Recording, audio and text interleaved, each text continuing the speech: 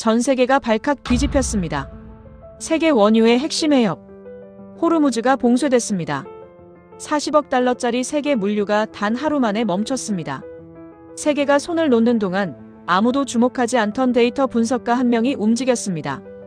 국제 전문가들이 불가능하다고 선언한 바로 그 순간에 그 이름 옆에는 딱 두 글자가 적혀 있었습니다. 대한민국. 도대체 무슨 일이 있었던 걸까요? 봉쇄된 해협에서 세계의 마지막 항구를 지킨 그 충격적인 전말, 지금 공개합니다. 코리아 파이팅이라고 댓글 남겨주세요. 그리고 구독과 좋아요는 감동을 전달하는데 큰 힘이 됩니다. 안녕하세요. 저는 UN 재난대응협력센터에서 데이터 분석가로 일하고 있죠. 제가 이 이야기를 꺼내는 건 지금도 그날 밤을 생각하면 가슴이 먹먹해지기 때문입니다. 2026년 3월 어느 아침이었습니다. 제네바 사무실에 앉아 커피를 마시던 저는 화면 가득 쏟아지는 속보를 멍하니 바라봤습니다. 호르무즈 해협. 이란과 이스라엘 그리고 미국 사이의 군사 충돌이 결국 최악의 방향으로 치달은 거죠. 전 세계 원유의 약 30%가 지나가는 그 좁은 물길이 하루아침에 사실상 봉쇄됐습니다. 숫자가 실시간으로 바뀌기 시작했습니다. 중동 해역에 고립된 선박수가 100척, 200척, 그리고 300척을 넘어섰습니다. 한국, 유럽, 일본, 동남아시아를 오가던 화물선들이 갈 곳을 잃은 채 바다 위에 떠 있었습니다. 그 배들 안에 사람이 있다는 사실을 저는 내내 잊지 못했습니다. 사무실 안은 갑자기 분주해졌고 저는 상관에게서 호출을 받았습니다. 태민, 두바이로 가야 해. 짧은 한마디였는데 왜인지 그 순간 손끝이 차가워졌습니다. 두바이로 향하는 비행기 안에서 저는 자료를 펼쳤습니다. 화면에는 중동 전역의 항만 운영 현황이 빼곡하게 정리돼 있었습니다. 숫자들이 말하고 있었습니다. 바레인 항만 운영 중단. 아부다비 항만 입항 전면 거부. 쿠웨이트, 오만, 카타르. 줄줄이 같은 상태였습니다. 전쟁 위험 지역이라는 이유로 보험사들이 선박 운항 보증을 철회했고 항만들은 하나둘 문을 닫았습니다. 그나마 유일하게 가능성이 있는 곳이 두바이였습니다. 포트 오브 WAI. 중동 최대 항만이자 그 순간 세계 물류가 기댈 수 있는 마지막 거점이었습니다. 하지만 저는 알고 있었습니다. 두바이 항만의 하루 입항 처리 능력은 약 60척. 그런데 바다에는 이미 300척이 넘는 선박이 대기 중이었습니다. 단순 계산만 해도 5배가 넘는 숫자였죠. 창밖으로 구름 아래 펼쳐진 바다가 보였습니다. 저 어딘가에 그 배들이 떠 있겠구나 싶었습니다. 엔진을 켜놓은 채 아무데도 가지 못하고 비행기가 두바이 공항에 착륙할 때 저는 조용히 눈을 감았습니다. 방법이 있어야 한다. 두바이 항만 관제센터에 도착한 건 현지 시각으로 저녁 7시였습니다. 공항에서 차를 타고 이동하는 내내 창밖으로 항만 불빛이 보였습니다. 거대한 크레인들이 조명을 받아 서 있었는데 생각보다 조용했습니다. 너무 조용했습니다. 관제센터 안은 달랐습니다. 여러 나라에서 파견된 물류 전문가들이 각자의 화면을 붙잡고 있었고 공기는 눈에 띄게 무거웠습니다. 저를 맞이한 건 현장 연락관 파티마였습니다. 또렷한 눈매의 목소리는 차분했지만 피로가 역력했습니다. 강 분석관, 지금 상황부터 보여드릴게요. 그녀가 가리킨 화면에는 실시간 선박 위치 데이터가 펼쳐져 있었습니다. 항만 인근 해역의 점들이 빼곡했습니다. 하나하나가 선박이었고 대부분이 사흘에서 열흘째 대기 중이었습니다. 저는 자리에 앉아 데이터를 열었습니다. 입항 처리 속도, 선석 회전율, 크레인 가동 시간, 인력 현황. 숫자들을 하나씩 넣기 시작했습니다. 그리고 얼마 지나지 않아 손이 멈췄습니다. 결과값이 나왔는데 제가 원하는 숫자가 아니었습니다. 파티마가 제 표정을 보더니 조용히 물었습니다. 얼마나 남았나요? 저는 잠깐 망설이다 말했습니다. 48시간입니다. 48시간. 그 말이 관제센터 안에 무겁게 가라앉았습니다. 파티마는 즉시 긴급회의를 소집했습니다.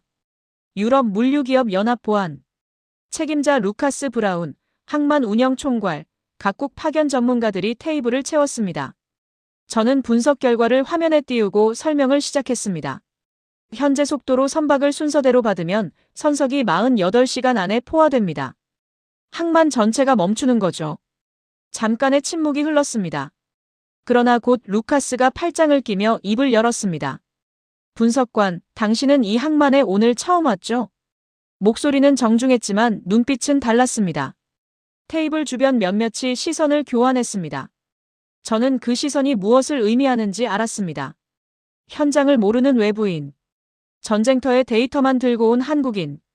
데이터는 데이터일 뿐입니다. 현장은 숫자대로 움직이지 않아요. 루카스의 말에 몇몇이 고개를 끄덕였습니다. 저는 반박하지 않았습니다. 틀린 말이 아니었으니까요. 하지만 숫자는 거짓말을 하지 않습니다.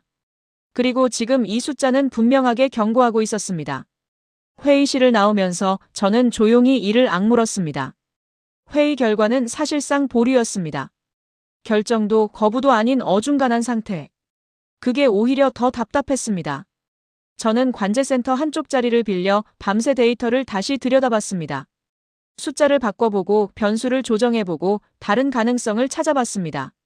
그러나 어떻게 계산해도 결론은 같았습니다. 지금 방식으로는 버틸 수 없었습니다. 새벽 2시쯤 파티마가 종이컵에 커피를 담아 제 옆에 놓았습니다. 잠은요? 나중에요. 그녀는 잠시 화면을 바라보다 말했습니다. 루카스는 원래 저래요. 낯선 사람을 쉽게 믿지 않는 사람이에요. 저는 커피를 한 모금 마시며 대답했습니다. 믿어달라는 게 아닙니다.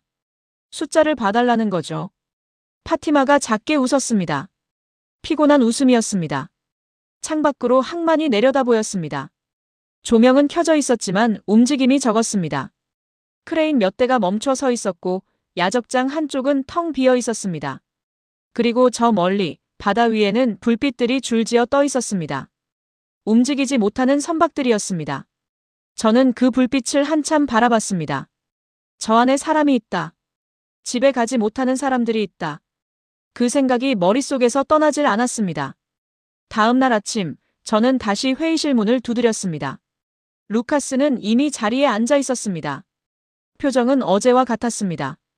저는 노트북을 열고 준비한 자료를 띄웠습니다. 이번엔 분석 결과만이 아니었습니다. 구체적인 작전 계획이었습니다. 선박을 항만 인근 세 구역으로 나눠 해상 대기 구역을 지정합니다. 화물 종류와 긴급도에 따라 입항 우선순위를 재편하고 항만을 24시간 비상 운영 체제로 전환합니다. 잠시 조용했습니다. 루카스가 천천히 말했습니다. 24시간 운영이요. 야간 인력은요? 저는 답했습니다. 현재 인력의 2배가 필요합니다. 그 말이 끝나자마자 테이블 분위기가 굳었습니다. 항만 운영 총괄이 난처한 표정으로 끼어들었습니다. 태민 분석관, 사실 어제부터 말씀드리려 했는데요. 그는 잠깐 말을 멈췄다가 이었습니다. 현재 야간 작업 인력의 절반 이상이 출근을 거부하고 있습니다. 제 손이 멈췄습니다. 숫자로 설계한 작전이었습니다. 그런데 그 숫자 안에 사람이 빠져 있었습니다. 회의실 창밖으로 아침 햇살이 들어왔습니다. 저는 잠시 눈을 내리깔았습니다. 회의실 안의 침묵은 길지 않았습니다. 루카스가 먼저 입을 열었습니다. 보시다시피입니다. 작전 자체가 성립이 안 돼요. 그의 목소리엔 비난보다 확신이 담겨 있었습니다. 그게 더 무거웠습니다. 틀렸다고 화내는 사람보다 맞다고 믿는 사람을 설득하는 게 훨씬 어렵다는 걸 저는 알고 있었으니까요. 이후 해상 보안 담당관이 자료를 펼치며 말했습니다. 현재 두바이 인근 해역에도 산발적인 군사 이동이 포착되고 있습니다.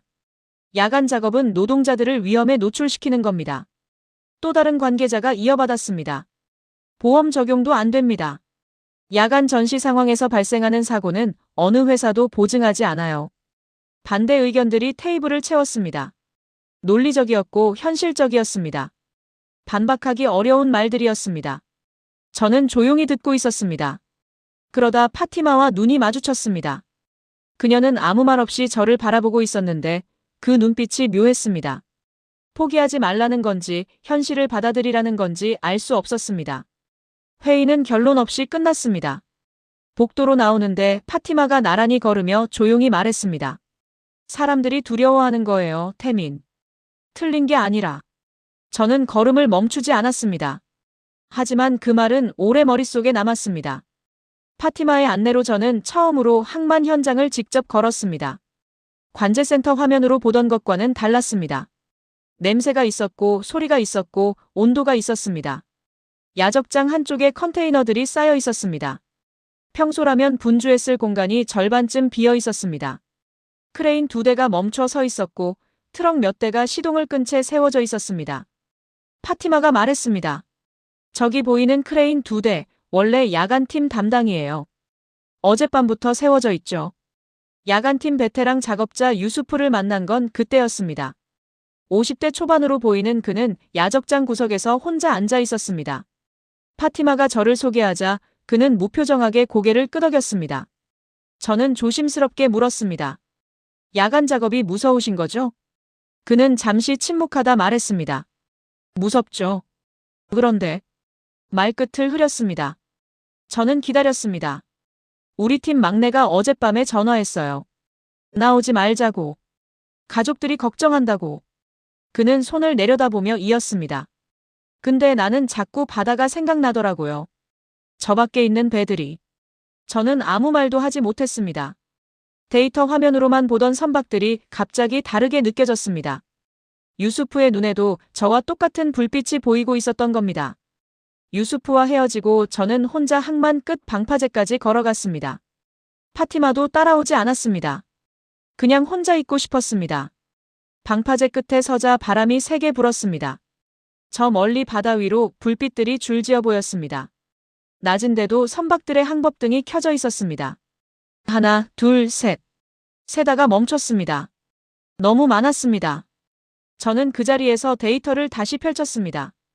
이번엔 선박 목록이 아니라 승선 인원 현황이었습니다. 평균 선원수 20여 명. 300척이면 6,000명이 넘는 사람들이었습니다. 가장 오래된 선박은 벌써 열이틀째 대기 중이었습니다. 식량과 연료 현황도 있었습니다.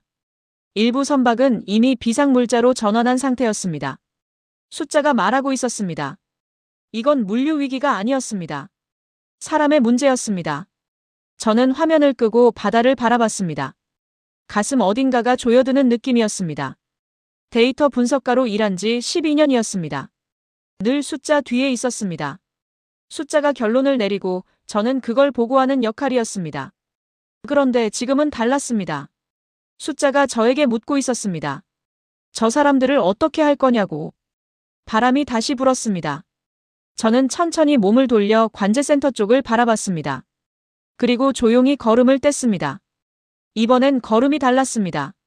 관제센터로 돌아오자 분위기가 심상치 않았습니다. 루카스가 파티마와 언성을 높이고 있었습니다. 제가 들어서자 두 사람이 동시에 저를 바라봤습니다. 루카스가 먼저 말했습니다. 마침 잘 왔네요. 본부에서 연락이 왔습니다. 작전 보류 결정이 내려졌어요. 가슴이 내려앉는 느낌이었습니다. 보류. 사실상 중단이었습니다. 이유가 뭔가요? 야간 작업 인력 확보 불가. 보험사 보증 철회. 그리고 그는 잠깐 멈췄다가 이었습니다. 현장 전문가 부재. 마지막 말이 어디를 향한 건지 모두가 알았습니다. 저는 표정을 바꾸지 않으려 했습니다. 하지만 손이 조금 떨렸습니다. 파티마가 조용히 제 쪽으로 걸어왔습니다. 그리고 작은 목소리로 말했습니다. 태민, 지금 뭔가 하지 않으면 진짜 끝나요. 저는 잠시 눈을 감았습니다. 방파제에서 봤던 불빛들이 떠올랐습니다. 유수프의 목소리가 떠올랐습니다. 자꾸 바다가 생각난다고 했던 그 말이. 저는 천천히 눈을 뜨고 말했습니다.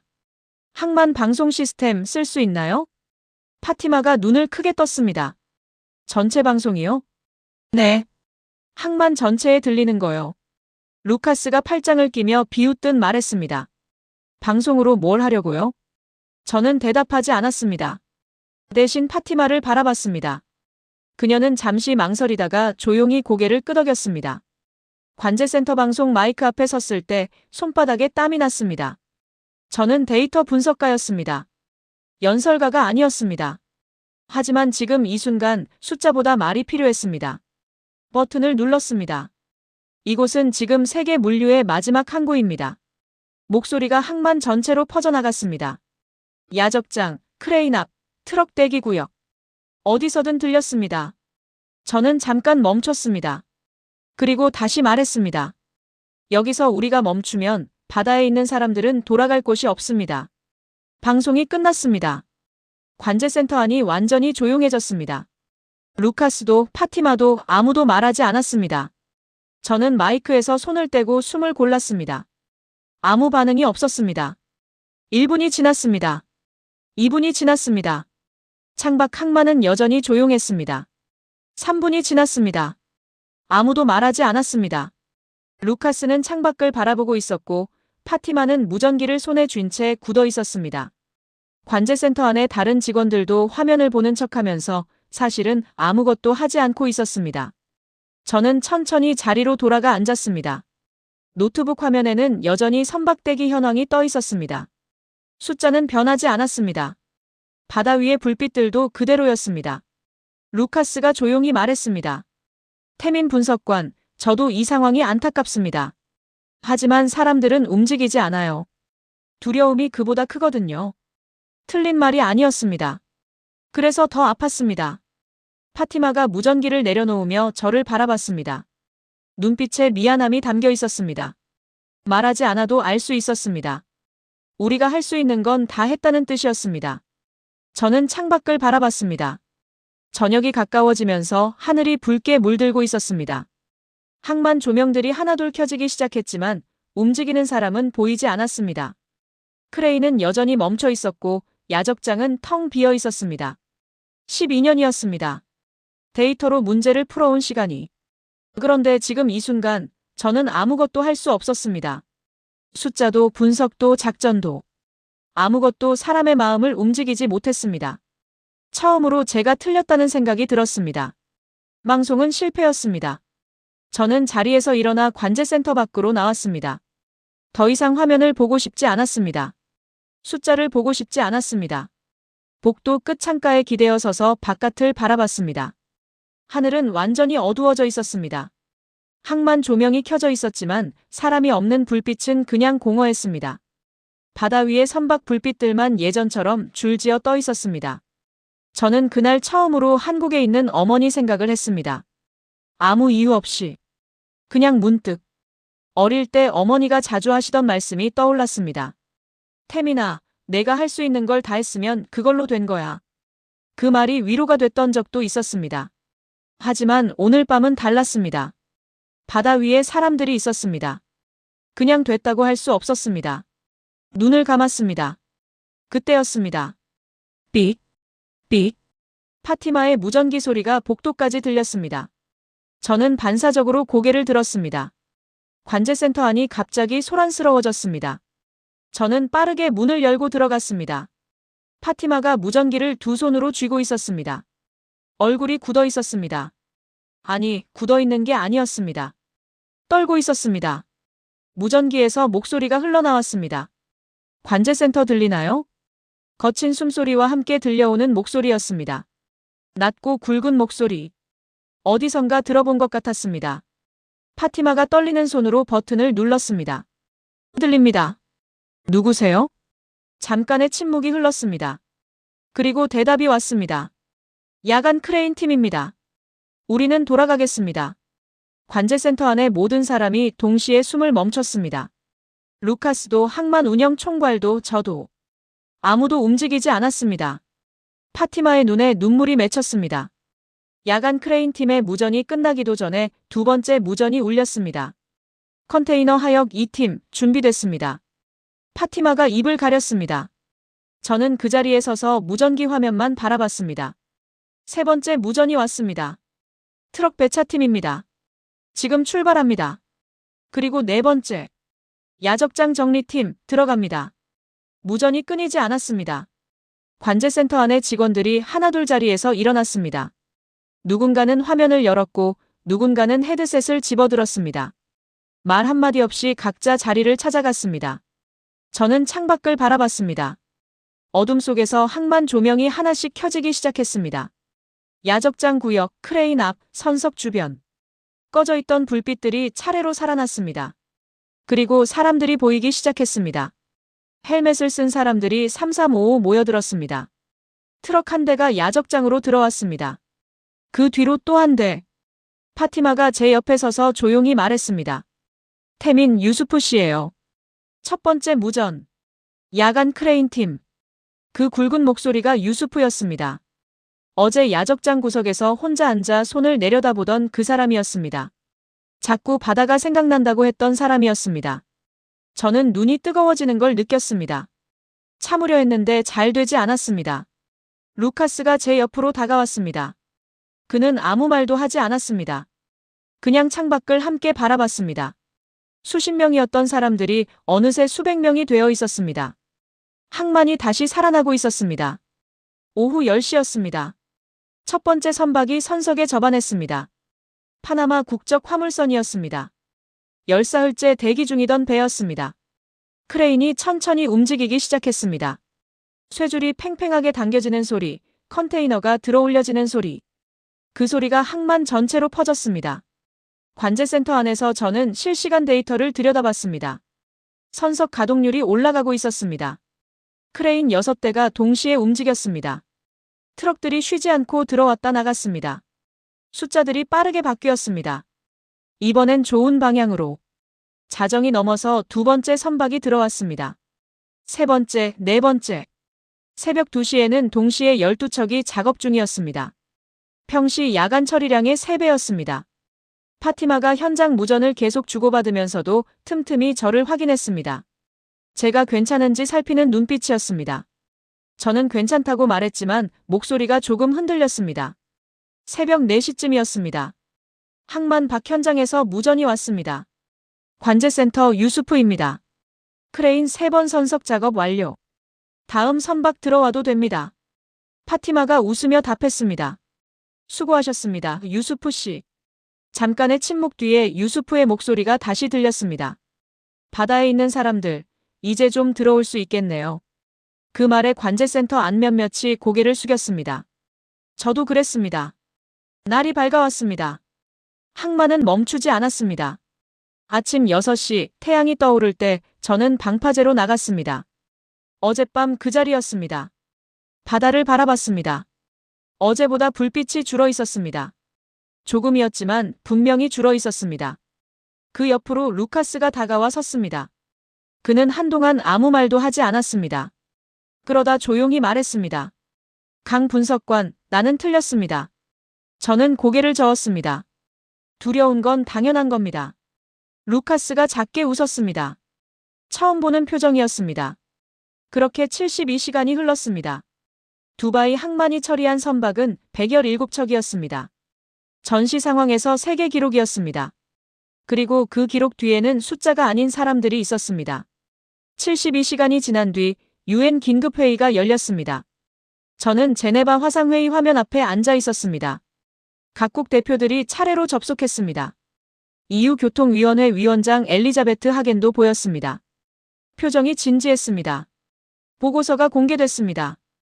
호르무즈 봉쇄 위기 당시 두바이 항만 긴급 운영 결과 72시간 처리 선박 117척. 전시 상황 세계 최고 기록. 물류 붕괴 방지 추정 경제 손실 규모 40억 달러 이상. 하겐 위원장이 천천히 말했습니다. 이 작전의 설계자가 누구입니까? 회의실 안 시선들이 한 곳으로 향했습니다. 저였습니다. 저는 반사적으로 고개를 저으려다 멈췄습니다. 파티마가 화면 너머로 말했습니다. 강태민 분석관입니다. 그리고 유수프를 비롯한 두바이 항만 노동자 342명입니다. 그 말이 맞았습니다. 저는 작전을 설계했을 뿐이었습니다. 항만을 살린 건 따로 있었습니다. 회의가 끝나고 저는 오랫동안 화면 앞에 앉아 있었습니다. 두바이의 새벽이 생각났습니다. 방파제에서 바라보던 바다가 생각났습니다. 줄어들던 불빛들이 생각났습니다. 며칠 뒤 국제물류위기 대응 공식 보고서에 한 항목이 등재됐습니다. 두바이 긴급항만 운영 프로토콜. 호르무즈 봉쇄 위기 당시 세계 물류 붕괴를 막은 비상 운영 모델. 향후 국제 항만 위기 대응 표준 지침으로 채택. 설계자 항목에는 이렇게 적혀 있었습니다. 강태민. 대한민국. UN 재난대응 협력센터 데이터 분석가. 저는 그 문서를 오래 바라봤습니다. 이름 석자가 낯설었습니다. 제 이름인데도. 그날 밤 파티마에게서 메시지가 왔습니다. 유수프 씨가 안부 전해달랍니다. 오늘도 크레인 돌리고 있대요. 저는 웃었습니다. 오랜만에 힘을 빼고 웃었습니다. 데이터로 계산할 수 없는 것이 있습니다. 두려움보다 강한 것, 숫자보다 먼저 움직이는 것, 사람의 선택이었습니다. 그리고 그날 밤 두바이 항만에서 342명이 그 선택을 했습니다.